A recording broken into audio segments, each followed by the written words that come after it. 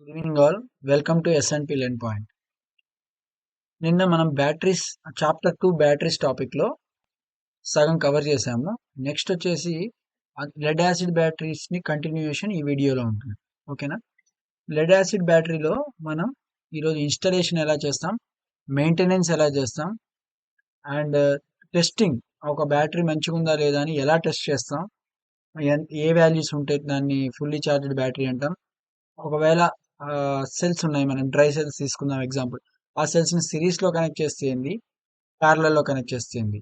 అలానే maintenance free batteries అని ఇప్పుడు లేటెస్ట్ టెక్నాలజీ, అవి ఏంటి అండ్ దాని తర్వాత అప్లికేషన్స్ అనేది మనం ఈ వీడియోలో మనం చూద్దాం. ఓకేనా? ఇన్స్టలేషన్ అంటే నేను ఇక్కడ ఉన్నదంతా చదివి చెప్పను, మీకు ఒక రఫ్ ఐడియా ఇస్తాను, అంటే క్లియర్ ఐడియానే, బట్ నేను ఒక పిక్చర్ రూపంలో చెప్తాను. ఇప్పుడు మన నెట్ సెంటర్లోకి వెళ్ళినా, బ్యాంక్స్లోకి వెళ్ళినా ఒక పోర్షన్ అనేది సపరేట్గా లెడ్ యాసిడ్ బ్యాటరీస్ ఉంటాయన్నమాట. అంటే అదొక ఇన్వర్టర్ యూనిట్ అంటాం, మనం ఇన్వర్టర్ సెక్షన్ అంటాం, పవర్ బ్యాకప్ అనుకోరాదండి. అక్కడ మనం లెడ్ యాసిడ్ బ్యాటరీస్ చూసే ఉంటాం. ఇలా ఉంటుంది, బ్లాక్ కలర్లో కానీ రెడ్ కలర్లో కానీ ఉండి ఒక డబ్బా లాగా ఉండి, ఇక్కడ అన్ని రెడ్ కలర్ వాల్స్ ఉంటాయి. వాల్స్ అప్పుడప్పుడు వాళ్ళు మెయింటెనెన్స్ కోసం అందులో వాటర్ కూడా పోస్తుంటారు, యాసిడ్ నింపుతుంటారు, అంటే ఎలక్ట్రోలైట్ యాసిడ్ నింపుతుంటారు. అండ్ మళ్ళీ ఇదొకటి ఎక్కువ మనం నోటీస్ చేసేది ఏంటంటే అక్కడ బాగా డస్ట్ పడుతుంటుంది, వెంటిలేషన్ సరిగా ఉండదు. దానివల్ల అప్పుడప్పుడు స్పార్కిల్స్ వచ్చి యాక్సిడెంట్స్ కూడా జరిగిన ఇన్స్టెన్సెస్ ఉన్నాయి. సో అలా కాకుండా ఇన్స్టలేషన్ చేసేటప్పుడు ఏమేం జాగ్రత్తలు చూసుకోవాలి. ఇప్పుడు ఆల్రెడీ ఒక బ్యాంక్లో ఒక ఇన్వర్టర్ యూనిట్ దగ్గర బ్యాటరీస్ ఉన్నాయి అనుకుందాం. ఆ బ్యాటరీస్లో బాగా డస్ట్ ఉంది, అంతా గలీజ్ ఉంది, మనం డ్రైన్ అయిపోయినాయి. ఇప్పుడు దాన్ని ఏం చేద్దాం అనేది, దాన్ని న్యూ ఇన్స్టాలేషన్ చేస్తున్నాం అనుకుందాం. అలాంటప్పుడు మనం ఏం చేయాలంటే, బ్యాటరీని అయితే పడేయలేం కదా అనుకుందాం. ఫస్ట్ ఈ బ్యాటరీ అవుటర్ కంపార్ట్మెంట్ ఉంది కదా, అవుటర్ కంపార్ట్మెంట్ మంచిగా ఉంటే ఓకే, లేకపోతే దానికి పెయింట్ వేస్తాం. ఓకేనా? తర్వాత ఫస్ట్ ఆఫ్ ఆల్ ఎప్పుడైనా ఇన్స్టలేషన్ స్టార్టింగ్లో ఈ బ్యాటరీని రిమూవ్ చేసేటప్పుడు అవుటర్ కనెక్షన్స్ ఉంటాయి కదా, ఇది ప్లస్ అనుకుందాం, ఇది మైనస్, ఇది ప్లస్ ఇది మైనస్ అనుకుందాం. ఆ ప్లస్ మైనస్ ఇక్కడ మళ్ళీ కన్ఫ్యూజ్ కాకుండా ఇక్కడ కూడా ఎక్కడైతే ప్లస్ పెడుతున్నాం అక్కడ ప్లస్ స్టిక్కర్, ఇక్కడ మైనస్ స్టిక్కర్ అనేది ప్లేస్ చేసుకుందాం. ఎందుకంటే మళ్ళీ తీసి మళ్ళీ ఇన్స్టాలేషన్ చేసేటప్పుడు కన్ఫ్యూజన్ కాకూడదు కదా, ప్లస్ మైనస్కి మైనస్ ప్లస్కి ఇవ్వకూడదు. కాబట్టి అలా మనం ఫస్ట్ చేసుకుందాం. ఒక ఐటీఐ ఎలక్ట్రీషియన్ ఏం చేయాలో చెప్తాను. అలా వేసుకున్న తర్వాత ఫస్ట్ ఎప్పుడైనా డిస్కనెక్ట్ చేసేటప్పుడు గ్రౌండ్ టెర్మినల్ అంటే నెగిటివ్ టెర్మినల్ని ఫస్ట్ తీసేయాలి. ఎందుకు? స్పార్కింగ్ కాకుండా. గ్రౌండ్ తీసేస్తే క్లోజ్డ్ లూప్ ఉండదు కదా. సో నెగిటివ్ అంటే గ్రౌండ్ వైర్ని తీసేస్తాం.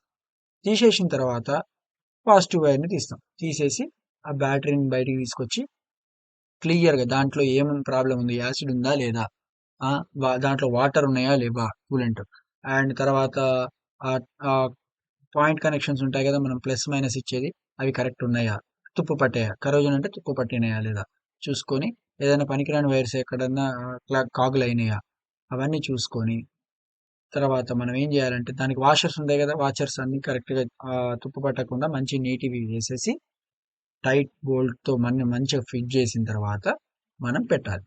పెట్టిన తర్వాత కూడా మనం చేయాల్సిన ఏంటి అంటే, ఓవర్ టైట్ చేయొద్దు, అలానే లూజ్ కూడా చేయొద్దు.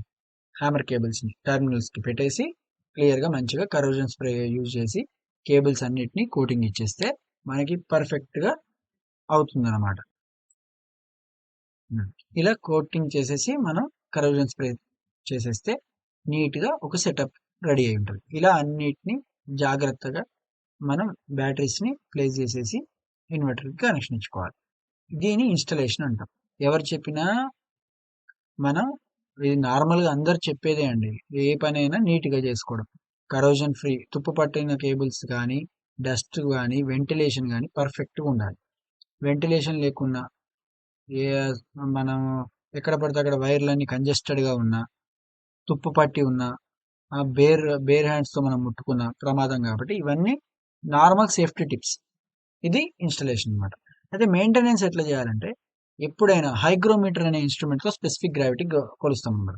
ఎప్పుడైతే వోల్టేజ్లో ఆ బ్యాటరీలో ఉన్న వోల్టేజ్ కనుక 1.8 వోల్ట్స్ కంటే తగ్గిందో అంటే రీచ్ అయిందో అప్పుడు దాని యొక్క యాసిడ్ యొక్క ఎలక్ట్రోలైట్ యొక్క ఆ బ్యాటరీలో ఉన్న ఎలక్ట్రోలైట్ ఉంటుంది కదా, dilute H2SO4. First of all ఇంకోటి ఏంటంటే పోసే లిక్విడ్ H2SO4 డైల్యూట్ ఉండాలి అంటే వాటర్ యాడ్ చేసి పోయాలి. సో డైల్యూట్ H2SO4 అనుకుందాం ఇక్కడ లెడ్ యాసిడ్ కాబట్టి.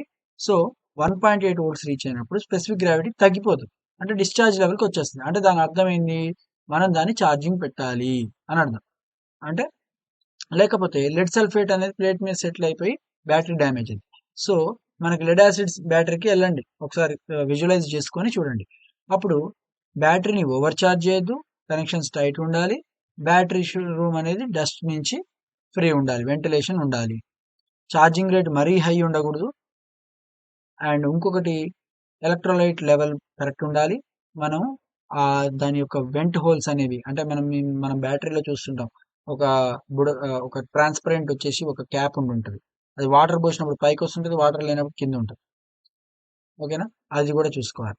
తర్వాత ఎలక్ట్రోలైట్ ప్రిపేర్ చేసేటప్పుడు వాటర్ ఖచ్చితంగా యాడ్ చేయాలి, ఎందుకంటే అది యాసిడ్ కాబట్టి H2SO4కి వాటర్ యాడ్ చేస్తే డైల్యూట్ అవుతుంది. డైల్యూట్ H2SO4 మాత్రమే పోయాలి.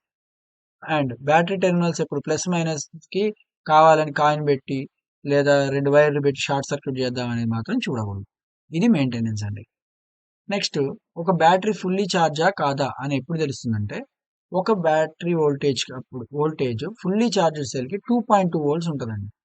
లెడ్ యాసిడ్ మాట్లాడుకుంటే 2.2 వోల్ట్స్ ఉంటే ఎప్పుడైతే లోడ్ కనెక్ట్ చేస్తామో, మనం ఇంటర్నెట్ సెంటర్ అయితే సిస్టమ్స్, బ్యాంక్ అయితే సర్వర్స్ కనెక్ట్ చేసినప్పుడు ఎమ్మటే అది 2 వోల్ట్స్కి వెళ్తుంటుంది.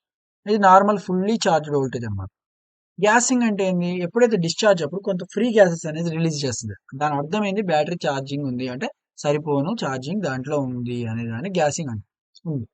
స్పెసిఫిక్ గ్రావిటీ ఎప్పుడైనా ఫుల్లీ ఛార్జ్డ్ దానికి స్పెసిఫిక్ గ్రావిటీ వాల్యూ 1.28 ఉంటే దాని హైగ్రోమీటర్తో మెజర్ చేసినప్పుడు 1.28 ఉంటే అది కరెక్ట్ ఉన్నట్టు. అండ్ పాజిటివ్ ప్లేట్ ఎప్పుడు చాక్లెట్ బ్రౌన్లో ఉండాలి, నెగిటివ్ ప్లేట్ ఎప్పుడు గ్రేలో ఉండాలి.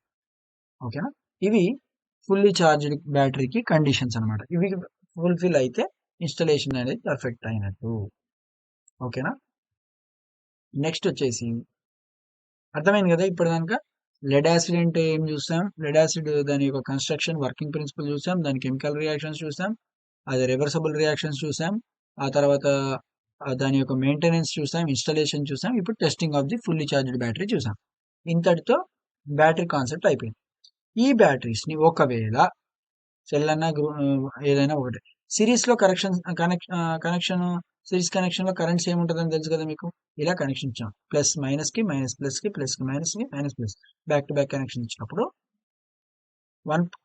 కరెంట్ సేమ్ ఉంది, వోల్టేజ్ అక్రాస్లో ఏమొస్తుంది, యాడింగ్ అనమాట. 1.5 ప్లస్ 1.5 ప్లస్ 1.5 ఎంత అయింది, 4.5 వోల్ట్స్ ఉంటుంది అనమాట. అప్పుడు లోడ్ ఇస్తున్నాం.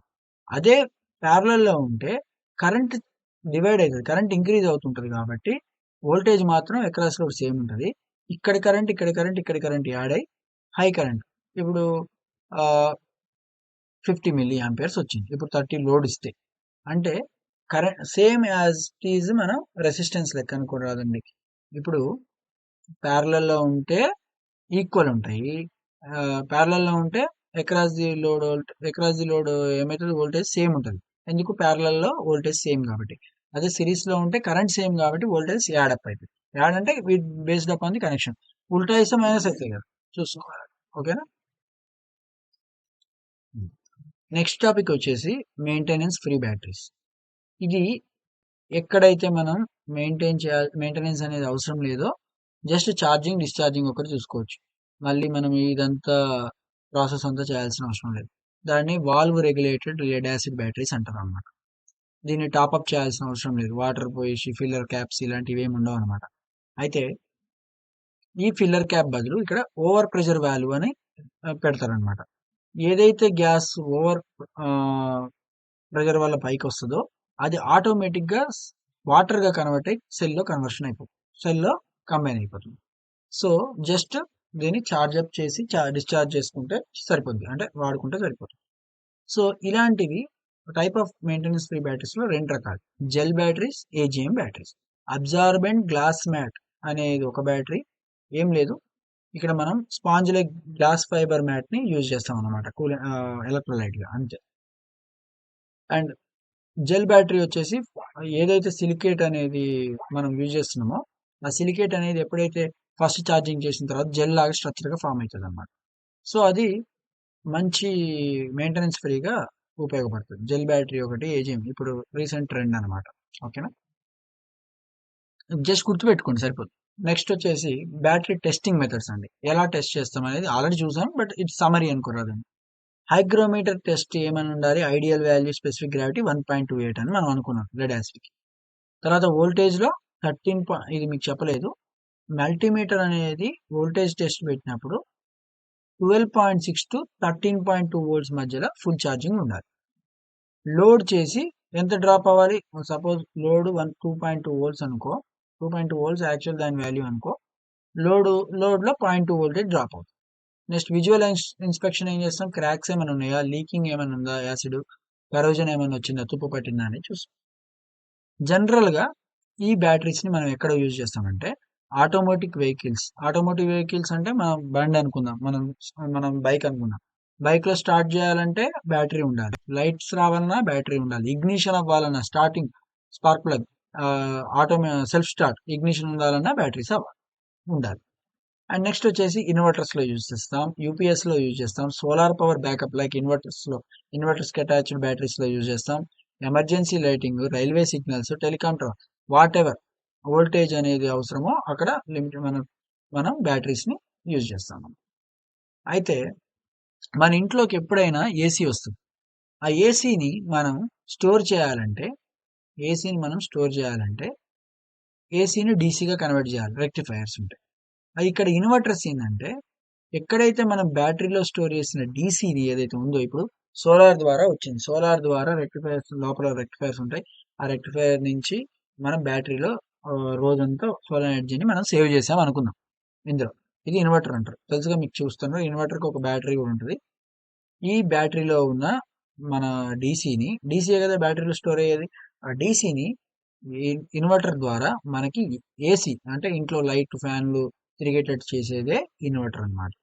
అంటే దీన్ని మనం కరెంట్ పోయినప్పుడు ఒక బ్యాకప్ సోర్స్ గా మనం వాడుతున్నాం. చూడండి ఇక్కడ సోలార్ ప్యానల్, ఇది పీవీఆర్ అంటే సోలార్ ప్యానల్ ఏం చేస్తుంది, చిన్నగా బ్యాటరీ బ్యాంక్ లోకి చార్జ్ కంట్రోలర్ అంటే ఇక్కడ రెక్టిఫైర్ సర్క్యూట్ ఉంటుంది, దీని ద్వారా బ్యాటరీ బ్యాంక్ లోకి మన బ్యాటరీస్ లో స్టోర్ చేసిన దాన్ని ఇన్వర్టర్ కి ఇస్తున్నప్పుడు ఇన్వర్టర్ ఏం చేస్తుంది, కరెంట్ ఉన్నంతసేపు ఏమో ఇన్వర్టర్ బైపాస్ అయిపోతుంది మెయిన్ డిస్ట్రిబ్యూషన్. అదే ఒకవేళ ఇన్వర్టర్ అవసరం ఉన్నప్పుడు ఏమవుతుంది, బ్యాకప్ లోడ్ దగ్గర ఏసీ లోడ్స్ కి మనకి ఇన్వర్టర్ ద్వారా డీసీ నుంచి ఏసీ కన్వర్ట్ అయ్యి మన ఇంట్లోకి తీసుకుంటుంది. అదర్వైజ్ మామూలుగా ఏసీ లోడ్స్ నుంచే తీసుకుంటుంది, ఏది మన గ్రిడ్ కరెంట్ సప్లై నుంచే వాడుకుంటాం. ఇది ఎప్పుడైతే డిస్టర్బ్ అవుతుందో మనం ఇన్వర్టర్ సర్క్యూట్ ని ఫాలో అవుతాం.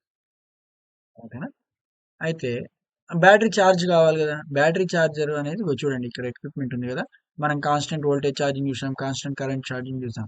దేనికి ఏది సూటబుల్ అయితే దాని ద్వారా మనం ఇక్కడ పెట్టేసుకొని మనం బ్యాటరీ ఛార్జింగ్ చూస్తాం. బ్యాటరీ ఛార్జింగ్ అంటే సేమ్ ఏసీ టు డీసీ, ఇందులో కూడా రెక్టిఫైర్ ఉంటుంది. దాని ద్వారా ఎంత సూటబుల్ వోల్టేజ్ కావాలో ఛార్జింగ్ కరెంట్ కావాలో దాన్ని మనం బ్యాటరీని ఛార్జ్ చేస్తాం. ఒకటి మాన్యువల్ ఛార్జర్ అంటే మనం చూస్తూ ఉండాలి ఎంత పడుతుంది, ఎంత కాన్స్టెంట్ వోల్టేజ్ పెట్టినాం, ఎంత కరెంట్ స్టోర్ అయింది అనేది చెక్ చేస్తుండాలి. ఆటోమేటిక్ ఛార్జర్ అవసరం లేదు, ఒకసారి ఫుల్ ఛార్జింగ్ అయినాక చూడండి ఇక్కడ ఆటోమేటిక్ ఛార్జర్ ఒకసారి ఫుల్ ఛార్జింగ్ అవగానే ఆటోమేటిక్గా డిస్కనెక్ట్ అవుతుంది. ఇది బ్యాటరీ ఛార్జర్ అండి. అయితే ఆల్రెడీ మనం చూసాం, అవసరం లేదు, రివిజన్ అనమాట. జస్ట్ డిస్టిల్డ్ వాటర్ వాడాలి, ఎలక్ట్రోలైట్ చూస్తూ ఉండాలి లెవెల్ తగ్గిందా లేదా అని, టెర్మినల్స్ క్లీన్గా ఉన్నాయా టైట్గా ఉన్నాయా, ఓవర్ ఛార్జింగ్ ఏమైనా అవుతున్నాయా, డ్రై ప్లేస్లో ఉందా తడి ప్రదేశాల్లో ఉందా అని మనం చూస్తున్నాం. ఇది అండి మనకి బ్యాటరీస్ కాన్సెప్ట్. బ్యాటరీస్ అనే చాప్టర్ 2లో పార్ట్ 2 మొత్తం కంప్లీట్ అయిపోయింది. సో చాప్టర్ 1 ఆల్రెడీ కంప్లీట్ అయిపోయింది నిన్న ఈ రోజు కలిపి చాప్టర్ 2 కంప్లీట్ అయింది. జేఎల్ఎం జూనియర్ లైన్మెన్ కోర్సులో ITI electrical trade and vocational electrical technicians కి మనం చాప్టర్ 1 చాప్టర్ 2 ఈ రోజుతో కంప్లీట్ చేసాం. ఈ ఎంసీక్యూస్ కి మీరు డిస్కషన్ కి ప్రతి యూనిట్ కి ఒక రోజు పెట్టుకుందాం. ఓకేనా, ఒక రోజు చాప్టర్ 1, ఒక రోజు చాప్టర్ 2 చూద్దాం. మీరైతే ఇప్పటిదానికైన వీడియోస్ ఒకసారి చూసి నాకు కామెంట్ సెక్షన్ లో కామెంట్ చేయండి, బాగున్నాయా బాగాలేవా, ఇంకా ఎలా చెప్తే మీకు ఈజీగా అర్థమవుతుంది. సో మీకు ఇంకేమన్నా పిక్చరైజేషన్ కానీ మీకు వీడియో అదే ఫొటోస్ కానీ డీటెయిల్డ్‌గా ఉందా లేదా? ఇంకేమైనా ఇంప్లిమెంట్ చేయాలా మీరు చెప్తే నేను దాన్ని బట్టి నేను ఫాలో అవుతాను. Thank you all. Thank you. Good bye.